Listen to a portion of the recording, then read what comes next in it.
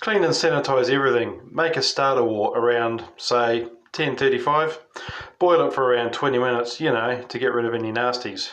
Pour hot water into a flask or beaker, put in a stir bar, turn on the stirrer and cover. Cool the wort to pitching temperature and then stir for 1 or 2 days. Decant, swirl and pitch, then Bob's your uncle. This is a tried and true method when it comes to stir plate yeast starters, but there is an alternative, or perhaps dare I say it, an even more efficient way of propagating your yeast starter.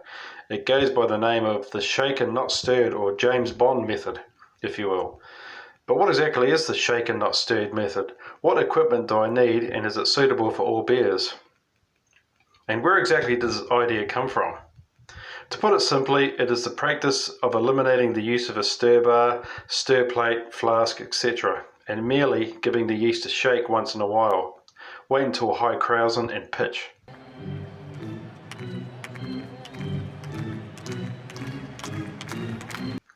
As for equipment, well, for a start, you won't need a stir plate. Basically, the practice of doing a shaken not stirred yeast starter is to sanitize the wort starter by bringing it to the boil for 15 minutes and then chill.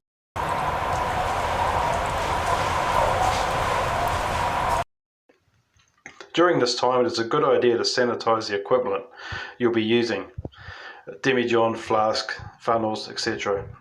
When wort is cooled, transfer into a vessel of your choice. Prepare your yeast, and instead of using a stir plate and stir bar, simply shake the wort vigorously for approximately 1 minute.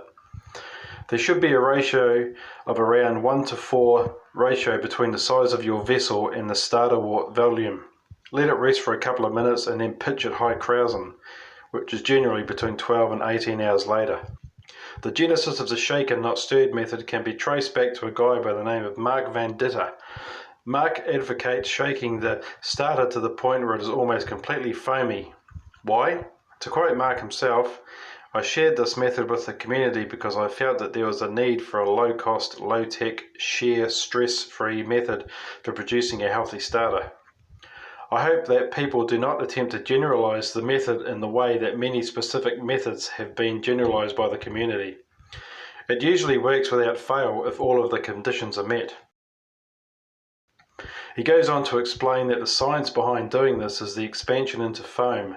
This is because foam has a very high surface area, and gas dissolves into a liquid at the interface between the gas and the liquid.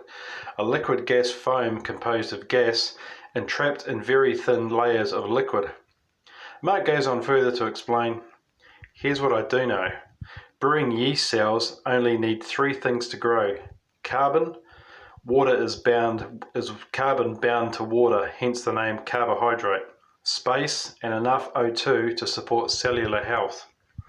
Although it has to be said the shaken not stirred method is far from the only way to prepare a yeast starter, and many a beer has won competitions using the traditional stir plate method, Mark has stated time and time again this method is not to replace but merely offer a low-tech, low-cost, low-stress method of making a healthy yeast starter that performs as well, if not better, than other methods.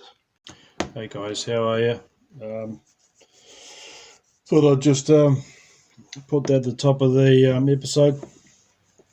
A little bit of interesting bits and pieces I found about an alternative to propagating your yeast, so I'll definitely be giving that a crack my next brew.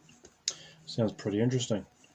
I'll leave a little link about the article that you can read a little bit more about the old shaken not stirred method. I have been absent for a couple of weeks. I've had a lot going on family wise, so yeah, sorry about that guys, but I'm back now, and I didn't forget about that book. I've just been trying out, I got a little lapel mic that I've been trying out, got on Amazon pretty cheap, but the bloody thing won't work on my iPhone, and the sound quality is not too flash on the laptop, so I'll have to have a rethink. It's good for recording, but I want to be able to use it on the old channel. But I have a winner. I did a random draw this afternoon, and the winner, I put the winner's name down below. Congratulations if this is you. Get hold of me on Facebook on the Let's Brew Beer Facebook page, and I'll get that book out to you ASAP. Great, and she's all yours.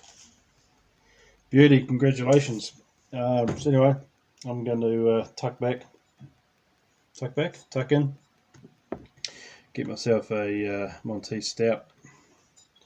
We're expecting a bucket load of rain next 3 days, so I'm going to be pretty much housebound. I'm off work. Have been for the last 4 or 5 weeks, and she's good brewing weather. This is one of my favourite stouts. This from the good folks at Monteith's. Beautiful velvety, chocolatey dark stout. Cheers, guys. Roasted malt. Nice backbone, biscuity sort of aroma there. Dark as the ace of spades. Cheers.